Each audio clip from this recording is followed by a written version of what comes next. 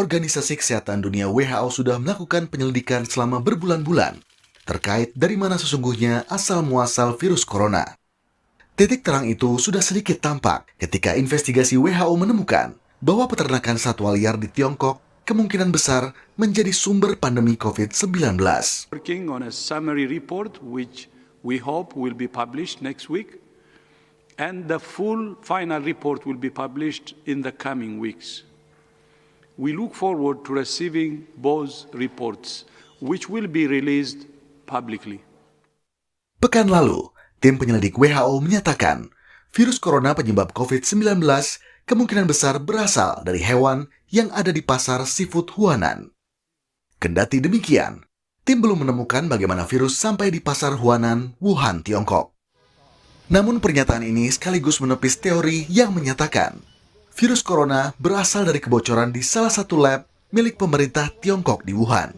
And also agree that we have found evidence of wider circulation of the virus in December.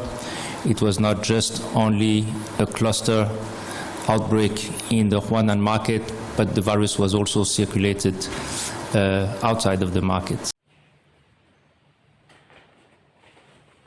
Coronavirus disease atau yang biasa kita kenal dengan sebutan COVID adalah penyakit yang disebabkan oleh adanya SARS-CoV.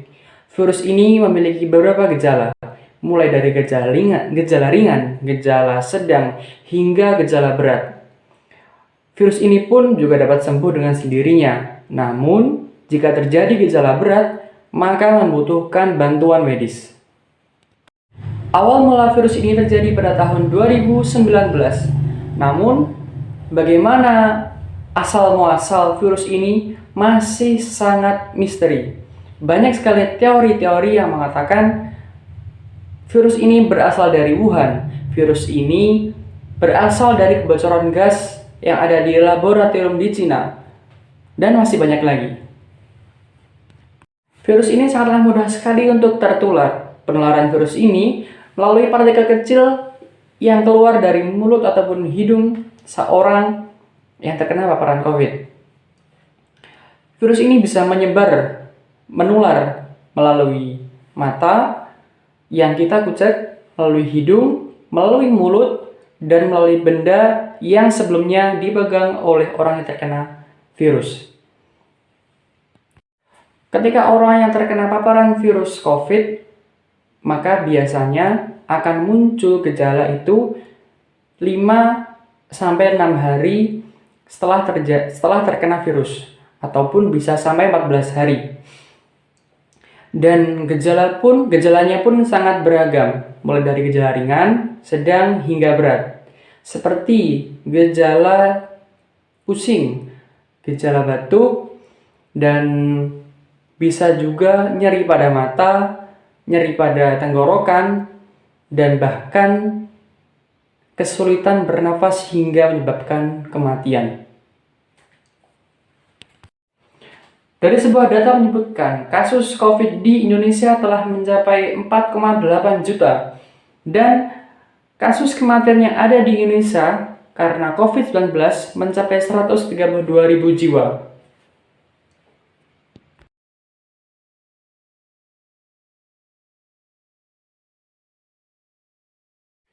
Dampak dari virus corona pun sangatlah memberikan efek yang sangat merugikan bagi sebuah negara. Mulai dari menurunnya perekonomian dalam jangka panjang, mulai dari kematian yang tidak ada habis-habisnya, mulai dari kurangnya tenaga medis dalam penanganan kasus COVID,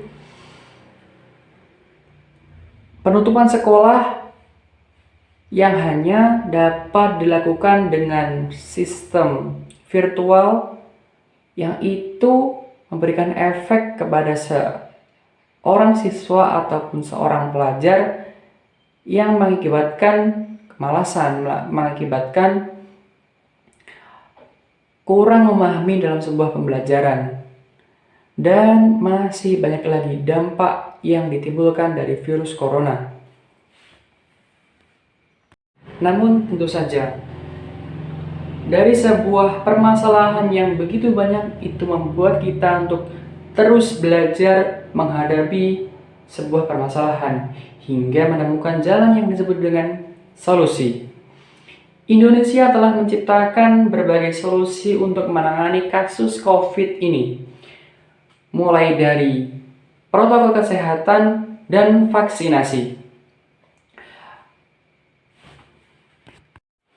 Protokol kesehatan adalah sebuah program yang digunakan untuk menghindari, mengurangi, dan bahkan menghilangkan kasus COVID-19.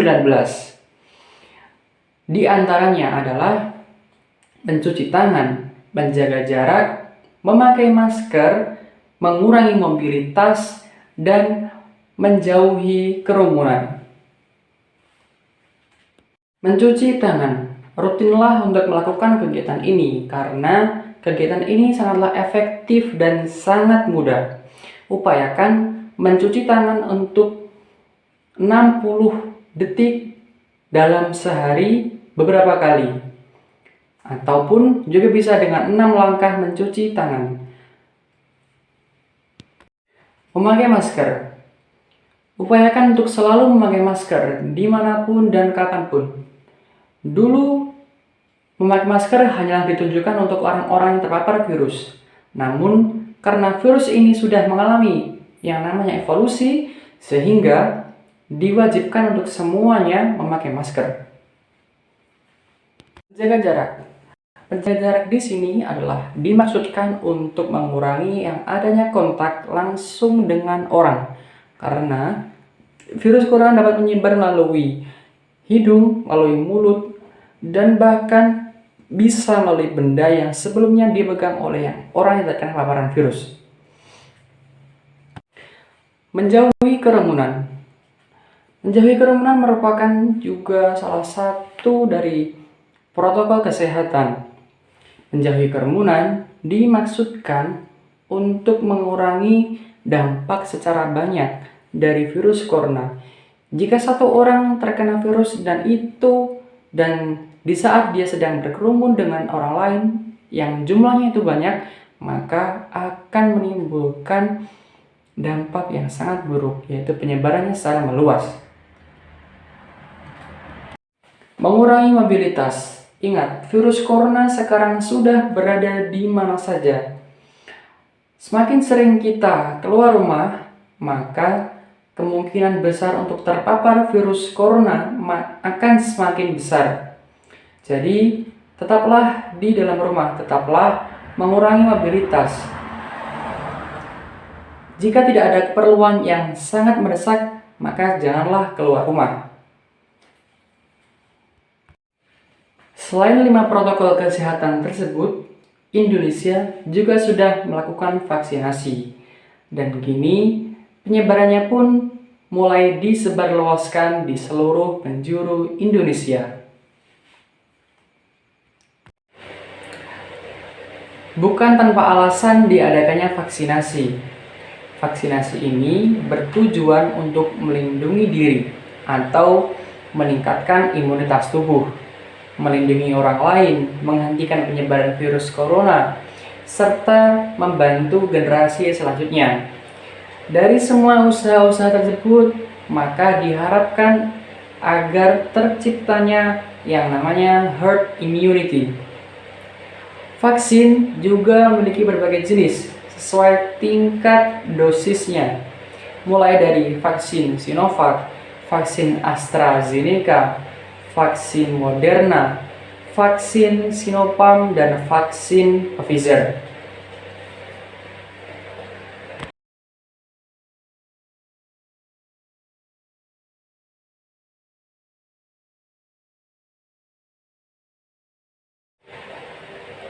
Jadi, kesimpulannya, dari semua permasalahan ini yang terjadi pada saat ini bukan tanpa tujuan dan alasan. Pasti pandemi ini diciptakan untuk menjadikan kita menjadi orang yang lebih baik, jadi orang yang lebih tangguh.